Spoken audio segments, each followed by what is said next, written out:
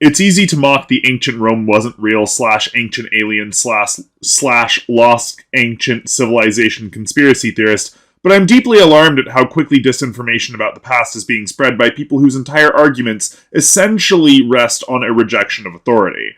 By, quote, authority, unquote, here, I mean expertise, but the people making these arguments act as though experts are part of some greater monolith, that academics are not only working together to suppress the truth for reasons, but they are doing so at the behest of some shadowy world order. The trouble with conspiracy theories is that you can't refute them without sounding like you're reinforcing the big lie to the people who believe in them. Oh, of course you'd say that, you're just part of the system. There's nothing inherently intellectually rigorous about being an edgelord. This particular constellation of conspiracy theories rests on the idea that we don't actually know much about the past, that it's shrouded in mist, even as the conspiracists point to cherry-picked evidence that was collected by the very people that they say cannot be trusted. Saying, quote, there are no radiocarbon-dated monoliths from ancient Rome, unquote, is ridiculous not only because you can't date stone with radiocarbon, but also because those monoliths were made during a time when people wrote things down, including on the monoliths themselves. Quote, here we are at an ancient site that was painstakingly excavated and catalogued by generations of archaeologists, whom I will now denigrate as charlatans, even as I, who have not done any fieldwork, rely on their hard work to spin my tale of ancient mystery. Strangely, if you ignore a bunch of empirical evidence, it appears that nothing makes sense. It's a mystery. Clearly, this is proof of a conspiracy concocted by the experts of the world who don't want you to know the real truth, unquote. Funny how that works. Meanwhile, the work of uncovering our past continues all over the world, unglamorously, incrementally, and painstakingly, using well-vetted methods, and the results enrich our understanding of who we are and what it means, despite the lack of sensationalist media coverage. These ideas have roots in white supremacy. Many Nazi leaders, including Hitler, were obsessed with the idea of an Aryan super race descended from aliens who founded Atlantis. For over a century, there have been people arguing that white people, or aliens, or alien-descended white people, arrived in the Americas or ancient Egypt, etc., and taught the locals how to build mounds and pyramids and chart the stars. This is a fantasy to prop up white supremacy.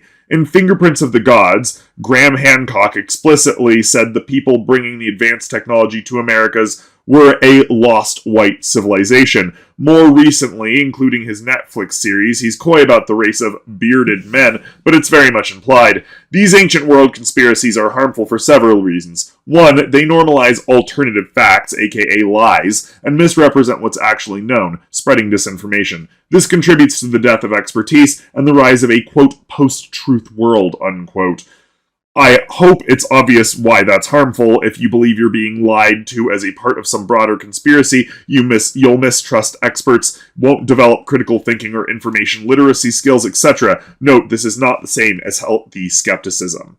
2. Scratch the surface of any ancient world conspiracy and you'll find white supremacy, including anti-Semitism and anti-black and anti-indigenous racisms. It's white supremacy all the way down, even if the purveyors have gotten more savvy with their accusations of, quote, cancel culture, unquote.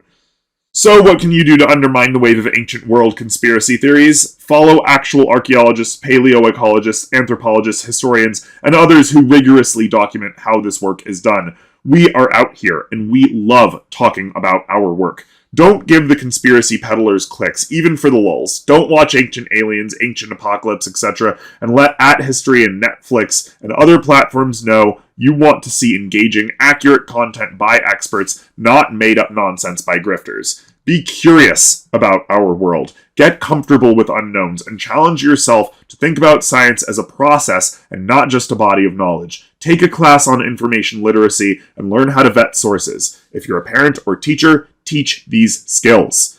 If your takeaway is, quote, don't ask questions, unquote, read it again. Research is all about questions, but there's a difference between asking where the sun comes from and saying the sun is a stray fireball from Super Mario Bros. And Nintendo covered it up. Only one is an actual question. Conspiracy theories spring up in times of turmoil and social transformation. Experts tell us they're also a way for people to manage their anxiety in the face of uncertainty. It's easier to believe a simple lie, even a harmful one, than a complicated or uncomfortable truth. Social media allows conspiracies to quickly spread, especially in siloed communities, and more people are profiting off of them than ever. But just ignoring them doesn't make them go away, unfortunately. And just like with other kinds of beliefs, fighting conspiracy theories more than facts, it takes empathy. You can also pre-bunk them in advance, which may be more effective than debunking them after they've taken root.